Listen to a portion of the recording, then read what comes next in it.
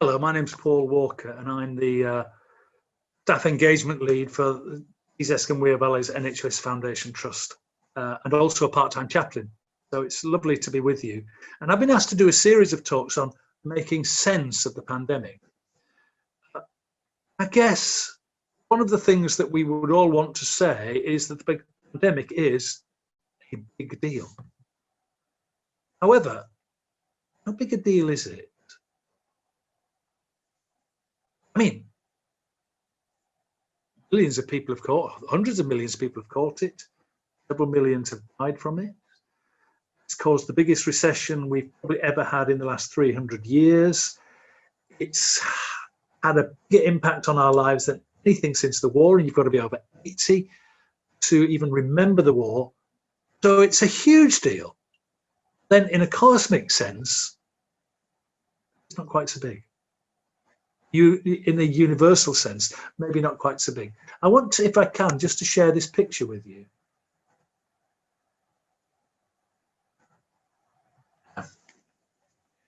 You look at that picture. That was taken by Voyager 1 in 1990. Just very briefly to go through what Voyager 1 was. Voyager 1 was one of those space probes that was sent out by NASA in 1977. I think its task, I could be wrong here, to look at Mars and Saturn. Then it carried on. And the idea was it would get to the edge of the solar system, and then it would move out into deep dark space and still send back information to Earth. Amazingly, as I speak in 2021, it is still sending back messages. So far, all it's sending back is not a lot here. In 1990, it reached the end of the edge of the solar system. One of the people who'd worked on it was quite a famous astronomer, American astronomer, by the name of Carl Sagan. He managed to persuade NASA, all the scientists, to turn the camera around, take a photograph from the edge of the solar system. That, if you see where I put my cursor, if you can see that, if not, there's a long white strip of light, and in the middle of it, there is what Carl Sagan called a pale blue dot. That's us on the edge of the solar system. From that point, maybe the course of a disease on that dot is not quite as big a deal as it seems to us. The solar system itself is a mere dot in our galaxy. Let me put that into perspective. If a spaceship had left the Earth 2,000 years ago, at the beginning of the Common Era, I mean, I don't know if you're mine, 2,000 years ago, long time. If that spaceship had left the Earth and at that point had started traveling at the speed of light in order to leave the solar system, the speed of light, to get this into perspective, is about 1 million miles every 5 seconds. Let me say that again. Every 5 seconds, it travels 1 million miles. So it would take maybe 3 or 4 seconds to get into the position to take that photograph, okay? When do you think it would have left the galaxy? The answer is it wouldn't have. It would still be in the galaxy. And it would have several thousand more years to travel at 1 million miles, 1 billion miles every 5 seconds before it ever got out of the galaxy. So the solar system itself is a tiny dot in our galaxy, which is itself quite a small galaxy in a universe of billions of galaxies. But even from the edge of a small dot, there's a little dot. And yet when Carl Sagan saw that dot, this is what he said. I want you to concentrate on it. That's Earth, remember. These are the words of Carl Sagan. The aggregate of our joy and suffering. Thousands of confident religions, ideologies, and economic doctrines. Every hunter and forager. Every hero and coward. Every creator and destroyer of civilization. Every king and peasant, every young couple in love, every mother and father, hopeful child, inventor and explorer, every teacher of morals, every corrupt politician, every superstar, every supreme leader, every saint and sinner, The history of our species lived there, a mote of dust suspended in a sunbeam. Makes you feel quite small, doesn't it? And yet here's the thing. Nearly a century now, the inhabitants of that dot are listening out to find out if we're alone. Is there any other intelligent life out there? So far, the answer is quite categorical. No, unless you happen to be a farmer in the Midwest of America who seem to meet with aliens all the time, haven't found anything.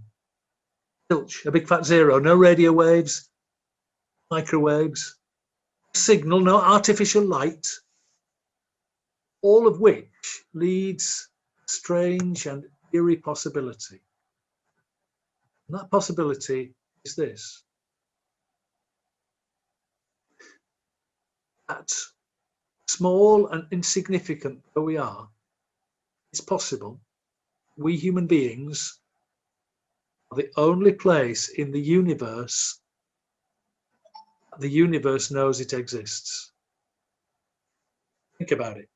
Jupiter doesn't know it exists. It's just a rock. It doesn't know it's had a storm sweeping around it for the last 400 years. Saturn is unaware that it's surrounded by ethereal rings. Or for that matter, does your cat. Knowledge exists in us alone. However it happened, here on that dot, on that wet rock, not only did life develop, intelligent life, conscious life, life which has educated itself to understand and send probes out to space, and we are it. I'm going to stop sharing for a moment so you can have the joy of looking at me. And I want you now to end this. I'd like to have an exercise where we simply think about the means by which we understand the universe. Is it possible it's only us? And that means it's here, in our brains, in our mind, in my brain, in my mind. I know Jupiter exists. Let's have a think about this brain of ours. I'm going to ask you just to pause, and it's kind of meditation, just to reflect on your brain. What does your brain do? It's a remarkable thing. Every night, your brain decides that you've had enough of consciousness. It reminds you of this by making your eyes sting and getting you to yawn to the point that you say, I think I need to go to bed. You get into bed and you lie there, sometimes easily, sometimes with effort.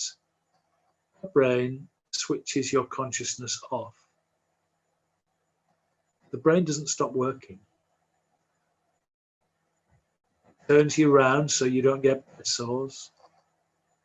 It ensures your heart keeps beating, pumping blood to every cell in your body.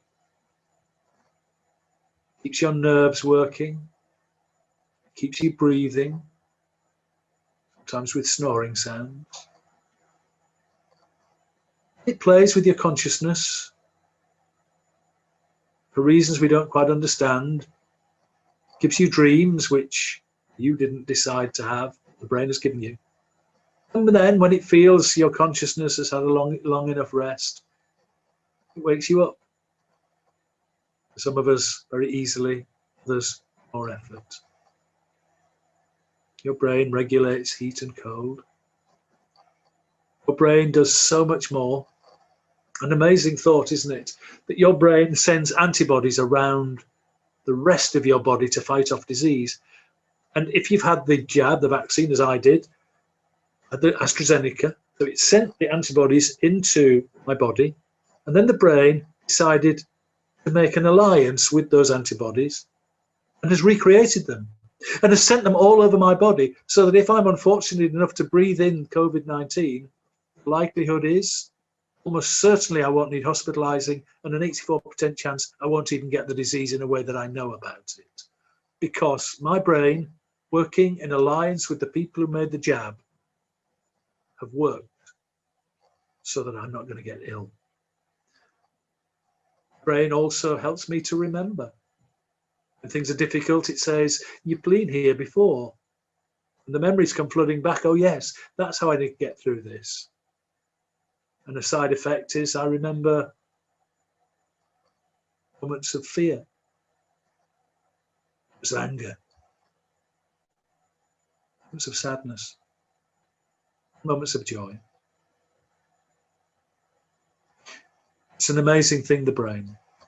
Spend a little time more thinking about what else your brain can do.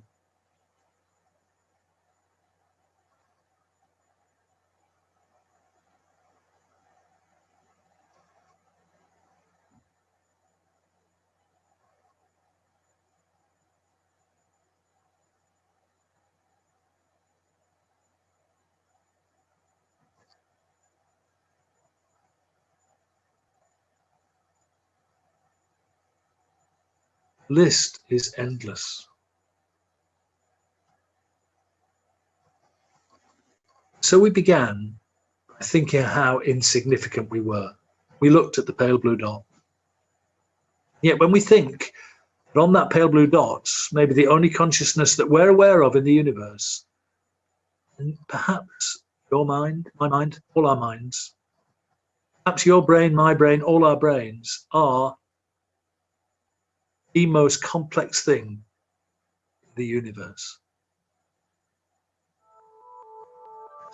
Thank you.